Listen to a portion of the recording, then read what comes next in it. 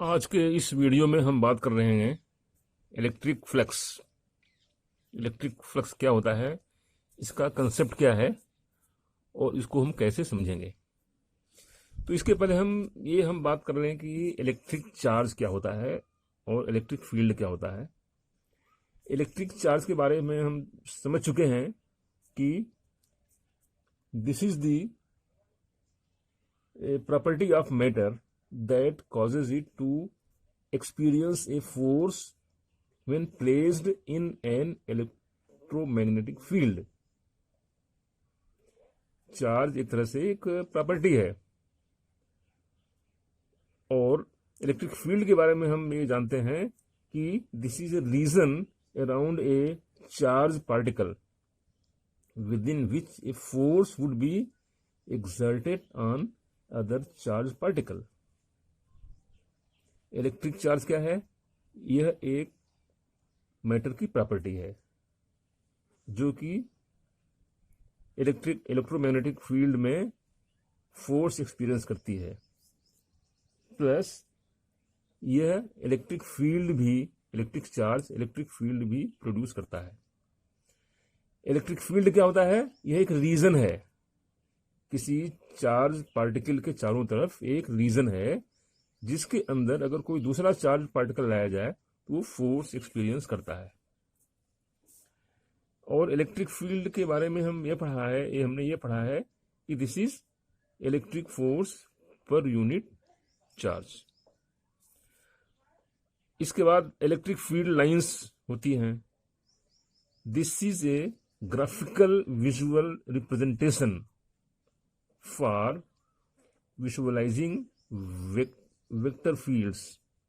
Electric field को, क्योंकि electric field हमको दिखाई नहीं पड़ती, तो उसको विजुअलाइज करने के लिए एक तरह से ये ग्राफिकल उसका रिप्रेजेंटेशन है। यह होता है बेसिकली एक डायरेक्शन लाइन होता है which is tangent to the field vector basically. इसमें हम ये भी जानते हैं इलेक्ट्रिक फील्ड लाइंस के बारे में कि उसकी जो डेंसिटी होती है that gives the intensity of electric field. अगर डेंसिटी ज्यादा है तो इलेक्ट्रिक फील्ड की इंटेंसिटी ज्यादा है। तो ये तरह हमारा इलेक्ट्रिक फ्लक्स समझने के पहले का एक तरह से कुछ रिकैप। अब इलेक्ट्रिक फ्लक्स क्या होता है? This is the measure of the electric field through a given surface। It is a way of describing electric field strength। Electric field strength को डिस्क्राइब करने का एक तरीका है। अब इसको समझने के लिए हम ये समझें कि मान लिया एक कार्डबोर्ड है जिसमें हमने यहां पर एक होल कर रखा है और समझने के लिए हमने इसको थोड़ा सा एक एक्सटेंड करके इस तरह बना लिया। ये उसका कंप्लीट होल है। तो अगर हम यहां से लाइट पास करते हैं, मान लिया अगर हमने यहां से इस डायरेक्शन में अगर हमने लाइट पास किया तो यहां से बोर्ड से जो लाइट पूरी की पूरी निकलेगी, क्योंकि दिस इज नॉर्मल। अभी लाइट यहां से पूरी पूरी उस पार जा रही है, हमने इसको पास किया तो। अब अगर ये जो एरिया है मान लिया इसको हमने इसको इंक्लाइन कर दिया, इस तरह से हमने इसको इंक्लाइन कर दिया। यहाँ पे इसको हमने टेढ़ा कर दिया। इसको जब हमने टेढ़ा कर दिया तब क्या होगा कि इसका जो नेट एरिया है इसके परपेंडिकुलर ये कम हो जाएगा। इसकी जो ये हाइट बनी ये कम हो जाएगा इसका। मान लिया अगर ये एंगल ये थीटा है तो इसको जो हमने इंक्लाइन किया तो इसकी वजह से जो इसका जो एरिया कम हुआ, तो अगर हमने इसका पहले वाला एरिया अगर ए माना तो जो दूसरा वाला एरिया है वो हो जाएगा ए कॉस थीटा। ये जो छोटा वाला एरिया है basically this will B A cos theta. अगर ये पूरा वाला एरिया अगर ए मान ले तो ये वाला एरिया होगा ए कॉस थीटा। अब इसको हम थोड़ा सा इस तरह समझें। इसका पूरा पूरा लाइट जब क्रॉस कर रही है तो पूरा पूरा इसका जो एरिया है, मान लिया ए, पुराना वाला ए है, इसको हम जब हमने इंक्लाइंड किया थीटा उस एरिया को, तब एरिया हो गया, बाद में न्यू एरिया कितना हो गया, ए कॉस थीटा। अब इसको हम कुछ इस तरह से समझें। मान लिया यहां से रे लाइट जो पास हो रही है, तो जो इसकी जो रे पासिंग होगी बेसिकली, ये जो लाइट जो क्रॉस कर रही है, रे पासिंग इक्वल टू इसकी जो यूनिट एरिया, मान ली इसका जो है, हम इस तरह से हम ये मान लें कि रे passing per unit area into area, per unit area जितनी लाइट जा रही है into area, that will B रे पासिंग। इसको हम कुछ इस तरह से समझें। हम अगर रे पासिंग पर यूनिट एरिया को अगर हम रे डेंसिटी मान लें, मान लिया रे डेंसिटी, तो हो जाएगा रे डेंसिटी इंटू एरिया मान लिया हमने, और हमने इसको जब घुमा दिया थीटा डिग्री, इसको हमने इंक्लाइन कर दिया इसको, इस एरिया को, तो अगर इसको हम कंसीडर करें तो ये क्या हो जाएगा, रे density into A cos theta. अगर थीटा 0 है तो पूरा पूरा जाएगा, क्रॉस होगी। अगर थीटा 90 डिग्री कर दें, पूरा इस तरह से घुमा दें, तो बिल्कुल लाइट नहीं जाएगी, पूरा पूरा। तो अगर हम ये जो रे पासिंग को, इसके लिए हम एक फ्लो मान लें कि ये फ्लो कर रहा है, बेसिकली रे पासिंग क्या है, इसको अगर हम पानी मान लें तो पानी फ्लो कर रहा है, हम इस तरह से हमको मानना पड़ेगा। तो अगर रे पासिंग को हम फ्लो न कहने के बजाय इसको अगर हम फ्लक्स मान लें, और रे की बजाय हम मान लें इलेक्ट्रिक फ्लो लाइन, तो फ्लक्स बराबर क्या होगा, flow line density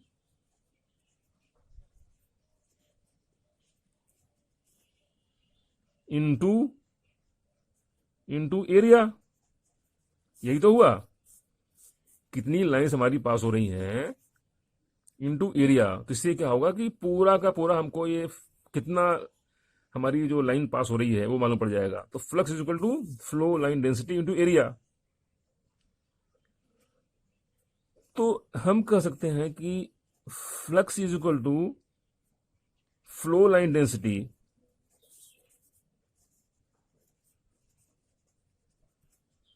into A cos theta. और फ्लो लाइन डेंसिटी को बेसिकली हम क्या बोलते हैं, इलेक्ट्रिक फील्ड बोलते हैं। तो जो फ्लक्स जो है that will be equal to E into A cos theta. अब यहां देखिए ए कॉस थीटा को अगर हम इसको वेक्टर फॉर्म में अगर लिखें हम, तो ई क्या होता है, ई अपने आप में वेक्टर है, हम जानते हैं ई इज वेक्टर।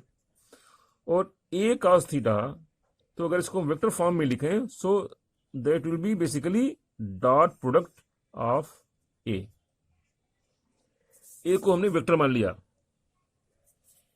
अब ए वेक्टर मान लिया तो थीटा क्या होगा, ये थीटा होगा। तो ये थीटा वही होगा कि जैसे हमने इसको मोड़ा,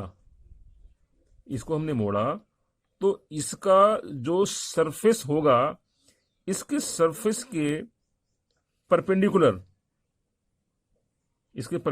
जो लाइन होगी, ये जो है पहले जो परपेंडिकुलर था उससे जो जितना एंगल बनाएगा that will B angle theta. इसका मतलब ये है कि ये अगर इसको हम वेक्टर माने सरफेस को, तो इस सरफेस के जो नॉर्मल जो एंगल बनता है, इस सरफेस के जो नॉर्मल एंगल जो बनता है that will B angle theta.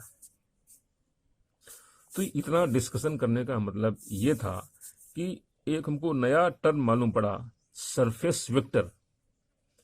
इस सरफेस को भी हमने एक वेक्टर क्वांटिटी मान लिया है, जिसका कि हम एंगल चेंज कर सकते हैं।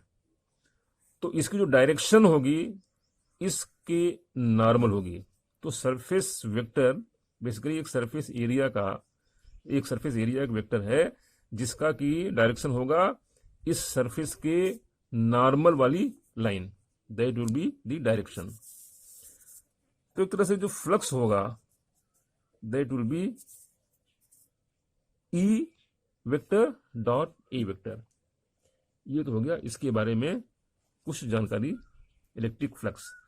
तो बेसिकली हम ये मान रहे हैं कि इलेक्ट्रिक फ्लक्स क्या होता है कि जो इलेक्ट्रिक फ्लो लाइंस हैं वो कितना पास कर रही हैं, ये हमारा इलेक्ट्रिक फ्लक्स शो करता है।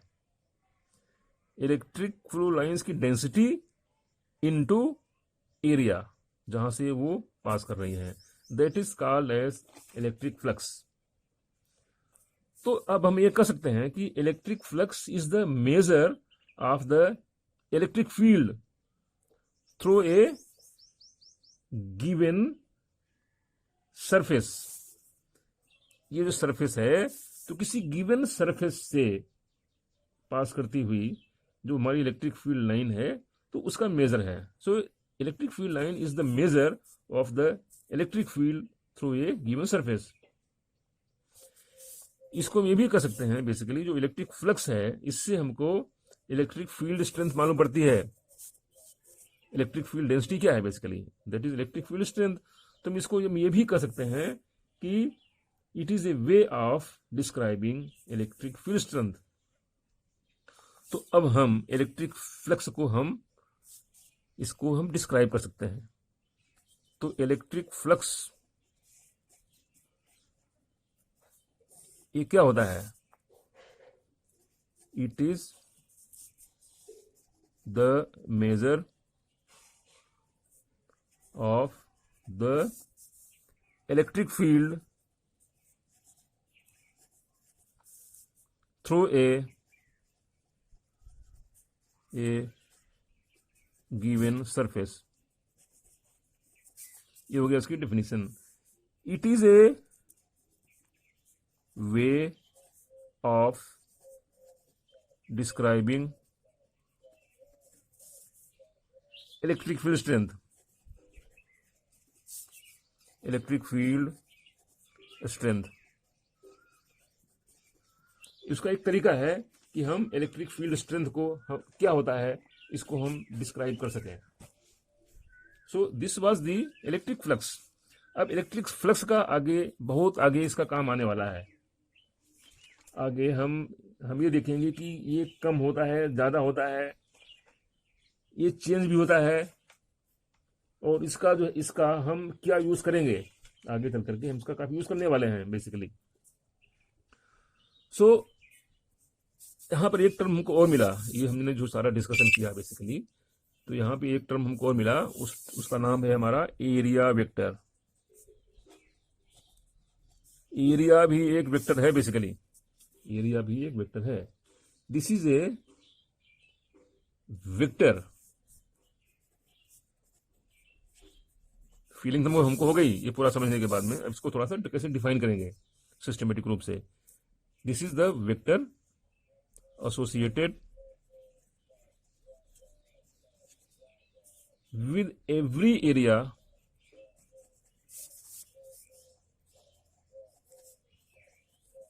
Element of a closed surface.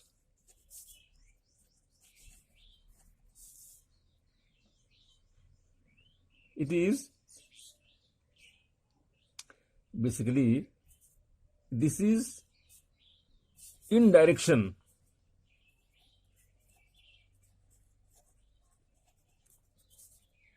of the outward normal।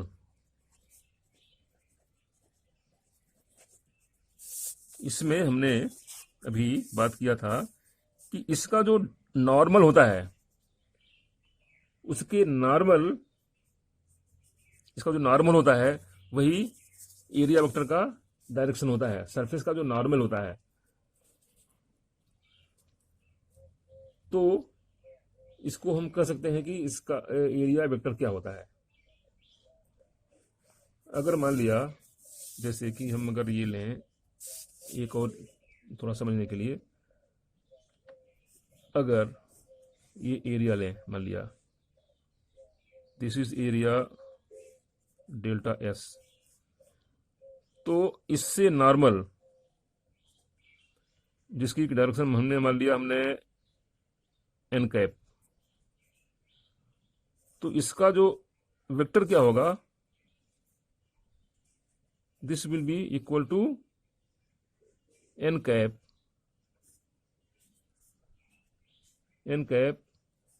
Delta S. ये इसका वेक्टर है। एक डायरेक्शन होना चाहिए बस, एक हमने डायरेक्शन ले लिया। अगर कोई दूसरा मान लिया, जैसे कि तो एक हमने छोटा सा एरिया लिया, अगर इसको मान लिया इसी एरिया को हम एक छोटे फॉर्म में ले लें, अगर एक छोटा सा एरिया एलिमेंट लिया, तो ये एरिया एलिमेंट अगर इसकी डायरेक्शन ये है तो delta S is equal to N cap into delta S, ये इसका वेक्टर है। ये हमने छोटा सा एरिया लिया है, एरिया डेल्टा एस, इसी को हमने यहाँ पे बड़ा कर दिया है।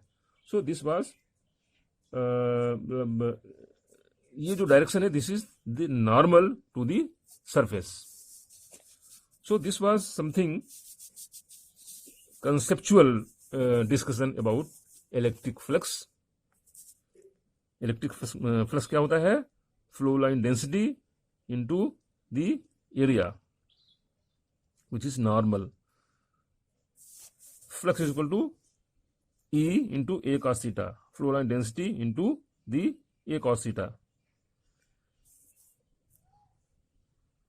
तो आज के लिए बस केवल इतना ही, आगे हम इसी पर डिटेल में बात करेंगे क्योंकि ये काफ़ी बड़ा टॉपिक है।